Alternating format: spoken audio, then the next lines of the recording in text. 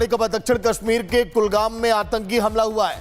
आतंकियों ने 2 गैर कश्मीरियों को गोली मार दी। एक शख्स की मौत हो गई, दूसरा अस्पताल में भर्ती है।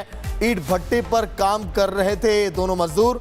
टीआरएफ ने हमले की जिम्मेदारी भी ली है। इलाके में सुरक्षा एजेंसियां अलर्ट मोड पर हैं। सर्च ऑपरेशन जारी है, लेकिन कश्मीर घाटी को बेगुनाहों के खून से नहलाने का जो ये आतंकियों और दहशतगर्दों का प्रयास है, ये कामयाब नहीं होने वाला, क्योंकि अभी आतंकी अब सेना की रडार पर हैं।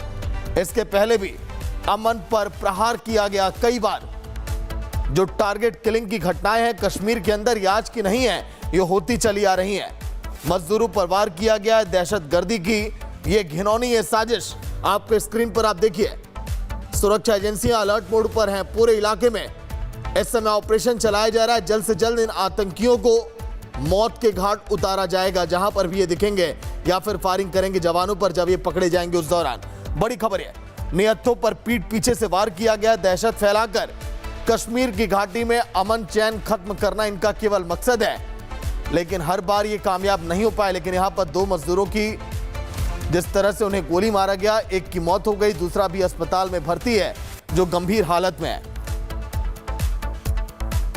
रोजगार की तलाश में वहां पर मजदूर गए थे। अहरावत इस समय जुड़ गए पूरी जानकारी के साथ। अहरावत, ये दहशतगर्दी रुकने का नाम नहीं ले रही है। टारगेट किलिंग की घटनाएं कश्मीर में बहुत पहले से चली आ रही हैं।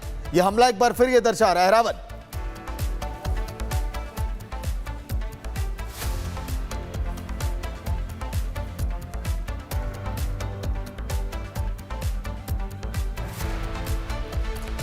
चलिए बिल्कुल अहरावत लौट कर आएंगे, फिलहाल संपर्क करने का प्रयास करेंगे। लेकिन देखिए, बंदूक का जिस तरह से साया और इसे रोजगार पर पहरा, मासूमों के खून से घाटी को लाल करने का जो ये आतंकियों का प्रयास है, उनके मंसूबे यहां पर कामयाब नहीं होने वाले। रविंद्र रैना ने क्या कुछ कहा इस पूरे मामले पर, वो भी आप सुनिए। एक बार फिर कायर पाकिस्तानी आतंकवादियों ने ये खूनी खेल कश्मीर के अंदर खेला है। कुछ दिन पहले अनंतनाग में जम्मू कश्मीर पुलिस के जवान को निशाना बनाया गया, और उसके बाद आज निहत्थे निर्दोष मजदूरों को निशाना बनाया इन कायर और बुज़दिल पाकिस्तानी आतंकवादियों ने। इस जघन्य अपराध की, इस महापाप की इन आतंकवादियों को और इनके समर्थकों को भारी कीमत चुकानी पड़ेगी। इस जघन्य अपराध की, इस महापाप की कड़ी से कड़ी सजा इन गुनाहगारों को दी जाएगी। तो रविंद्र रैना को आपने सुना। लेकिन घाटी में अगर हम बात करें, जब जब शांति और विकास की बयार चली है, आतंकियों के आकाओं ने कुछ इसी तरह से इशारा किया कि दहशत फैलाओ घाटी के अंदर, कश्मीर के अंदर। 2 मजदूरों पर जो गोली चलाई गई, फिलहाल एक शख्स की मौत हो गई और एक वहां पर घायल है।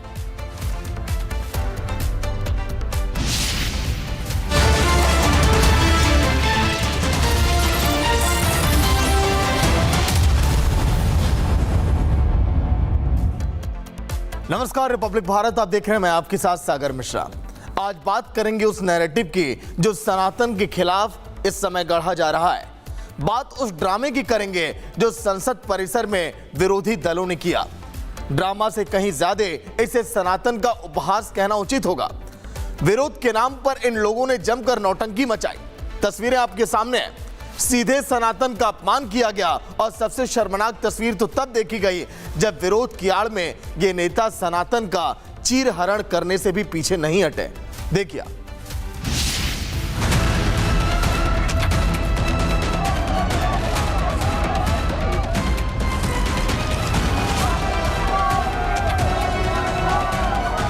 ये सोची समझी रणनीति के तहत भारत के सनातन के साधु संतों को दिखाया गया चोर के रूप में।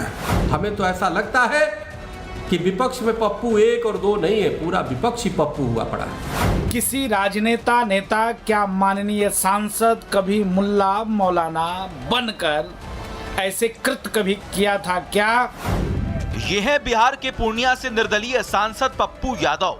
जो कई दिनों से संसद में अजीब अजीब वेशभूषा के लिए सुर्खियों में हैं। विरोध के नाम पर रोज ड्रामे कर रहे हैं और तो इन्होंने ड्रामेबाजी का अध्याय ही लिख डाला।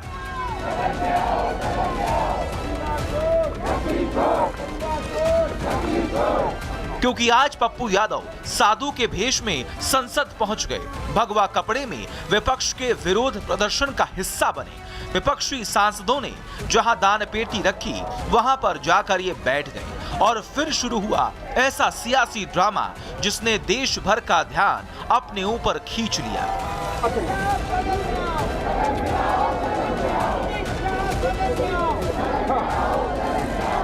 ड्रामे की शुरुआत तब हुई जब अयोध्या से सांसद अवधेश प्रसाद माला लेकर दान पेटी के पास पहुंचे।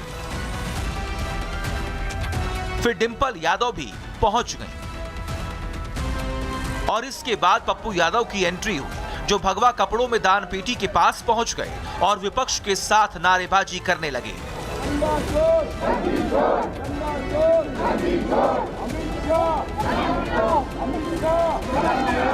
पप्पू यादव को दान पेटी के पास भगवा कपड़ों में देख लोकसभा में नेता विपक्ष राहुल गांधी भी उनके पास पहुंचे। हाथ जोड़कर उन्हें प्रणाम किया तो पप्पू यादव ने उनसे दान पेटी में डालने के लिए पैसे भी मांगे। इसके बाद पप्पू यादव ने पास खड़े सांसद से पैसे लिए और फिर उन्हें दान पेटी में डाल दिया। इसके बाद एक बार फिर से अयोध्या से सांसद अवधेश प्रसाद पप्पू यादव के पास पहुंचे तो पप्पू यादव उनके पैर छूने लगे। वहीं उसके बाद सपा सांसद धर्मेंद्र यादव भी दोनों के पास पहुंच गए।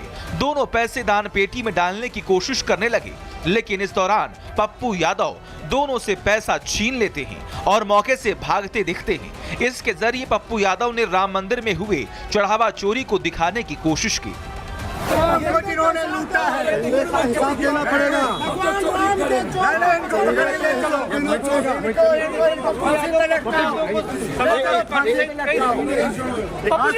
पकड़ा किसने आपको? साधु जी पकड़ा किसने? पप्पू यादव के इस हरकत के बीच लोकसभा स्पीकर ओम बिरला ने सांसद पप्पू यादव को चेतावनी दी कि संसद के अंदर और बाहर मर्यादा बनी रहनी चाहिए।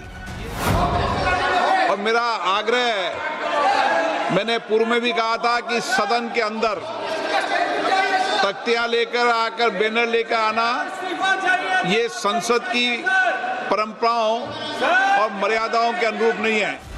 पप्पू यादव का सियासी ड्रामा और विपक्षी सांसदों की पूरी हरकत कैमरे में कैद हो चुकी है, लेकिन विपक्षी नेता इसे सही बताने में कोई कसर नहीं छोड़ रही हैं। देखिए, भगवान राम के दरबार में बीजेपी आरएसएस ने जिस तरीके से चोरी की है, भगवान राम का चढ़ावा का पैसा खा गए और वहाँ पर भगवान राम के स्थान की ज़मीनों का पैसा खा गए, मंदिर के बनाने में कमीशन खाए हैं 40%। बचा क्या है? मर्यादा पुरुषोत्तम राम की नगरी अयोध्या है और जिसकी एक मर्यादा थी और उस मर्यादा को भारतीय जनता पार्टी के लोगों ने और भारतीय जनता पार्टी की सरकार ने विखंडित करने का काम किया। इन सब के बीच सियासी गलियारों में जैसी आग सी लग गई है। सत्ता पक्ष इस मामले पर हमलावर दिखी। ये केवल सपा और पप्पू यादव और कांग्रेस ये सोची समझी रणनीति के तहत भारत के सनातन के साधु संतों को दिखाया गया चोर के रूप में। ये क्या सोची समझी रणनीति है? किसी चीज का विरोध संविधान के दायरे में रह के करना चाहिए। आज जिस तरह से संसद के गेट के बाहर एक संत की परंपरा का अपमान हुआ है, मैं इतने कहना चाहती हूँ कि बड़ा दुर्भाग्य है। आप किसी का सम्मान करिए, सम्मान करने से कोई मना नहीं करता है, लेकिन श्री राम जी का चित्र लिए हो तो कम से कम उसको सम्मान से किसी को पकड़ा देते, फिर पैर छूते अवधेश जी के, कोई दिक्कत नहीं थी। संसद में न सिर्फ ये नाटक हुआ बल्कि पूरे सनातन का अपमान भी हुआ। हाथों में प्रभु राम की तस्वीर लेकर अवधेश के पैर छूने पर बवाल मच गया। संसद परिसर का दुरुपयोग जिस प्रकार कांग्रेस, मल्लिकार्जुन खड़गे, राहुल गांधी और उनके प्रिय सांसद सजायाफ्ता अपराधी पप्पू यादव के द्वारा भगवा वस्त्रों में सनातन के अपमान के लिए किया गया। इस प्रकार से घटना सांसद परिसर में हुआ है, ये दुर्भाग्यपूर्ण है। क्या किसी राजनेता नेता, क्या माननीय सांसद कभी मुल्ला मौलाना बनकर ऐसे कृत्य कभी किया था क्या? प्रधानमंत्री मोदी जी से, बीजेपी से, आरएसएस से लड़ते लड़ते भगवा पे क्यों आ जाते हो? हमें तो ऐसा लगता है कि विपक्ष में पप्पू एक और दो नहीं है, पूरा विपक्ष ही पप्पू हुआ पड़ा है। आप भगवा का विरोध करके आप चाहते हो सत्ता प्राप्त करना, ये बहुत दुर्भाग्यपूर्ण है। मैं चाहता हूं सरकार से कि इनके खिलाफ कठोर से कठोर कार्रवाई हो और इनको दंडित किया जाए ऐसे लोगों को। लेकिन एक बात तो साफ है, संसद में जो आज हुआ वो सभ्य समाज में स्वीकार नहीं किया जा सकता। सनातन का अपमान करने वालों की ये कोई पहली तस्वीर नहीं है, लेकिन इस बार ये अपमान कहीं और नहीं बल्कि वहां हुआ जहां से पूरे देश की किस्मत लिखी जाती है। विपक्ष का ये सनातन विरोधी चेहरा फिर सबके सामने एक्सपोज हो चुका है। बीजेपी को घेरते घेरते विपक्षी दल कब अपनी सीमा लांघ जाते हैं ये उन्हें खुद भी नहीं पता होता। लेकिन इस बार इंडी गठबंधन के नेताओं ने हद कर दी, जिसका जवाब अब उन्हें प्रभु राम ही देंगे। Bureau report, Republic Bharat. अब एक तरफ सपा और कांग्रेस है जो सनातन का अपमान कर रही है, तो दूसरी तरफ है ओवैसी, जिनके लिए देश से बड़ा है मजहब। किसी की आस्था इतनी बड़ी हो सकती है कि मातृभूमि उससे छोटी पड़ जाए। अब एआईएमआईएम के मुखिया असदुद्दीन ओवैसी को वंदे मातरम से परेशानी होने लगी है। ये वही ओवैसी हैं जो बात बात पर संविधान लहराते रहते हैं दुनिया के सामने। हर तर्क के पीछे संविधान का ये हवाला देते हैं। हर दूसरे बयान में कहते हैं कि ये देश संविधान से चलेगा, संविधान खतरे में है। लेकिन अब उसी संविधान की धज्जियां उड़ाने पर वो तुले हुए हैं, वो भी अपनी सुविधा के मुताबिक। देखिए आप।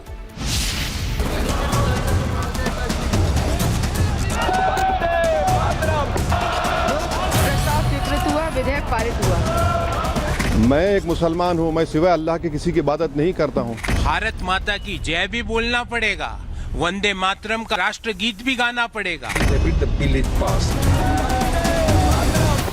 वंदे मातरम पर संसद ने मुहर लगा दी, लेकिन इसी के साथ सियासत का एक नया संग्राम भी शुरू हो गया है। एक तरफ संसद में राष्ट्रगीत को कानूनी संरक्षण देने की कवायद हुई, तो दूसरी तरफ एआईएमआईएम प्रमुख असदुद्दीन ओवैसी ने साफ कह दिया वो वंदे मातरम नहीं कहेंगे। 25 फ्रीडम ऑफ रिलीजन है, उसके स्टैंजास पढ़ लीजिए आप। मैं एक मुसलमान हूँ, मैं सिवाय अल्लाह के किसी की इबादत नहीं करता हूँ। ओवैसी के इस बयान ने सवाल खड़ा कर दिया है, क्या राष्ट्रगीत के सम्मान और धार्मिक आस्था के बीच टकराव खड़ा किया जाना जरूरी है? क्योंकि वंदे मातरम सिर्फ शब्द नहीं, भारत के स्वतंत्रता आंदोलन की विरासत है। उस मातृभूमि का संबोधन है जिसे करोड़ों भारतीय अपनी पहचान का हिस्सा मानते हैं। विडंबना देखिए, संविधान की बात करने वाले ओवैसी अब वंदे मातरम को लेकर कानून और संसद के फैसले पर सवाल उठा रहे हैं। यहाँ तक कि उन्होंने वंदे मातरम को राष्ट्रगीत का सम्मान दिए जाने के फैसले को तत्कालीन राष्ट्रपति डॉक्टर राजेंद्र प्रसाद की गलती तक बता दिया। जनगण मन जो लिखा गया था वो तो जनता के लिए लिखा गया था, और मैं कह रहा हूँ कि 1950 में राजेंद्र प्रसाद ने बहुत बड़ी गलती की। बगैर रेजोल्यूशन के उन्होंने कह दिया कि नेशनल सॉन्ग है, जबकि रेजोल्यूशन लेना चाहिए था उनको। तो सवाल सीधा है, अगर डॉक्टर राजेंद्र प्रसाद का फैसला गलत था, तो क्या उस दौर के वो तमाम मुस्लिम नेता भी गलत थे जिन्होंने वंदे मातरम का सम्मान किया? मौलाना अबुल कलाम आजाद कांग्रेस अध्यक्ष रहते सभाओं में वंदे मातरम की परंपरा, रफी अहमद किदवई वंदे मातरम के समर्थन में रुख, हकीम अजमल खान स्वतंत्रता आंदोलन से जुड़े प्रमुख मुस्लिम नेता, अशफाकुल्ला खान स्वतंत्रता संग्राम के अमर सेनानी, सैयद बशीर हसन जैदी संविधान सभा के सदस्य और वंदे मातरम के समर्थक। इतिहास गवाह है, देशभक्ति की कोई एक धार्मिक पहचान नहीं होती और वंदे मातरम को लेकर भी भारतीय समाज के भीतर अलग अलग मत रहे हैं। लेकिन सवाल ये है कि क्या किसी राष्ट्रीय प्रतीक के सम्मान को सिर्फ धार्मिक पहचान के चश्मे से देखा जाना चाहिए? देखिए, अभी राज्यसभा में तो मेजोरिटी थी इनके पास, वहां पर बिल पास किया है। अभी लोकसभा के अंदर आया, बिल लाएंगे, चर्चा होगा। चर्चा तो करना पड़ेगा ना बिल के ऊपर, उसके बाद में टिप्पणी करेंगे चर्चा। AIMIM में ओवैसी के बाद अब वारिस पठान भी इसी मुद्दे पर अपनी दलील रख रहे हैं, लेकिन दूसरी तरफ आवाजें ऐसी भी हैं जो साफ कह रही हैं, धर्म अपनी जगह, देश अपनी जगह। मैं ये बताना चाहूँगा कि मैं इस मादरे वतन पे सजदा करता हूँ। मैं इस मादरे वतन की मिट्टी, जब वजू के लिए पानी नहीं होता है, मिट्टी से तयम्मुम करके वजू कर लेता हूँ। मरने के बाद इसी मादरे वतन की मिट्टी में मिलना है। तो हमसे ज़्यादा, मुसलमान से ज़्यादा मादरे वतन का सम्मान करने वाला कोई नहीं हो सकता। यानी तस्वीर इतनी सीधी नहीं है जितने की सियासी बयानबाजी में दिखाई जा रही है। मुस्लिम समाज के भीतर भी इस मुद्दे पर अलग अलग राय मौजूद है। देखिए, वंदे मातरम बिल को और कड़ाई से पालन हो, उसका कहीं अवहेलना ना हो, उसके साथ कहीं गलत ना हो, उसके लिए ये बिल लेकर के माननीय गृह मंत्री जी लेकर के आए हैं। और जो माननीय ओवैसी जी ने कहा है, उनकी संकीर्ण मानसिकता का और विभाजित राजनीति का कहीं ना कहीं परिचय उन्होंने दिया है। और वंदे मातरम हम किसी देवी देवता का पूजा नहीं करते हैं, अपने मातृभूमि की वंदना करते हैं। और इसमें चाहे किसी धर्म का व्यक्ति हो, किसी क्षेत्र का व्यक्ति हो, उसको करना चाहिए। भारत विश्व का सबसे बड़ा लोकतांत्रिक राष्ट्र है और यहाँ जो कुछ होता है वो लोकतांत्रिक तरीके से होता है। व्यक्तिगत रूप से कोई अल्लाह को माने, कोई अपने बाप को भी न माने। ओबीसी साहब आज कह रहे हैं कि मैं अल्लाह का अल्लाह किसी को नहीं मानूंगा, तो हो सकता है वो कल ये कहें मैं अपने बाप को भी नहीं मानूंगा।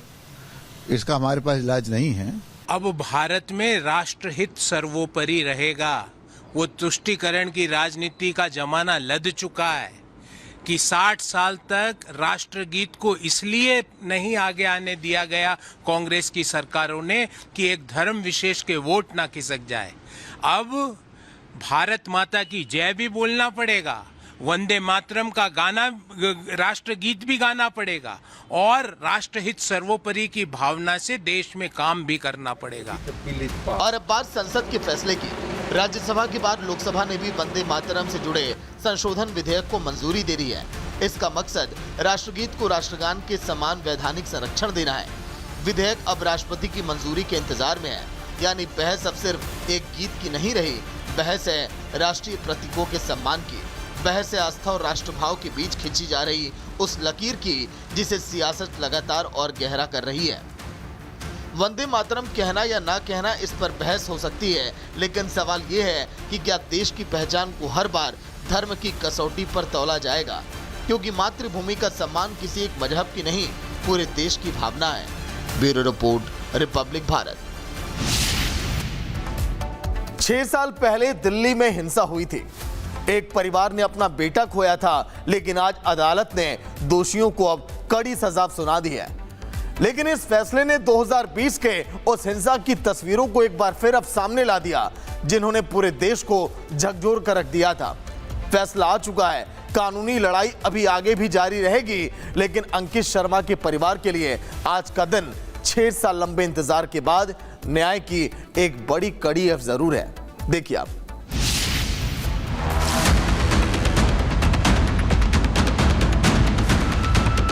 छह साल के बाद अंकित शर्मा हत्याकांड में अदालत का बड़ा फैसला। आईबी अफसर अंकित शर्मा की बेरहमी से हत्या के मामले में पूर्व पार्षद ताहिर हुसैन समेत 5 दोषियों को कड़कड़डुमा कोर्ट ने उम्र कैद की सजा सुना दी। तो मर्डर केस में 2 ही पनिशमेंट होते हैं, डेथ और लाइफ टाइम। डेथ होती है जब वहाँ पे ऑफेंस रेयरेस्ट ऑफ रेयर हो, तो कोर्ट ने रेयरेस्ट ऑफ रेयर ऑफेंस तो माना है, लेकिन ये नहीं कहा कि इन एक्यूज के ऊपर कोई ओवर एक्ट प्रोसिक्यूशन प्रूव कर पाया है और यहाँ पे कोई पॉसिबिलिटी रिफॉर्म की नहीं है। इन सब चीज़ों को कंसिडर करते हुए कोर्ट ने लाइफ टाइम पनिशमेंट दिया है। जिस हत्या ने 2020 के दिल्ली दंगों के दौरान पूरे देश को झकझोर दिया था, जिस हत्या में अंकित शर्मा के शरीर पर 51 गंभीर चोटों के निशान मिले थे, इस मामले में अभियोजन ने फांसी की मांग की थी, लेकिन अदालत ने उम्र कैद सुनाई। यानी कि 6 साल पुराने इस मामले में दोषियों को अब जिंदगी जेल की सलाखों के पीछे ही बितानी होगी। 25 फरवरी 2020 उत्तर पूर्वी दिल्ली में हिंसा अपने चरम पर थी।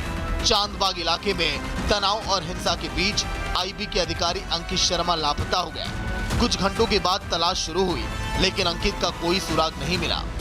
अगले दिन चांदबाग पुलिया के पास एक नाले से अंकित शर्मा का शव बरामद हुआ। जांच आगे बढ़ी तो मामला सिर्फ हत्या का नहीं रहा, बल्कि अपहरण, दंगा और हिंसा की इस पूरी कड़ी तक पहुंचा, जिसमें ताहिर हुसैन समेत कई लोगों को आरोपी बनाया गया। अंकित शर्मा के शरीर पर 51 गंभीर चोटों के निशान मिले थे, यानी हमला कितना हिंसक था इसका अंदाजा इसी से लगाया जा सकता है।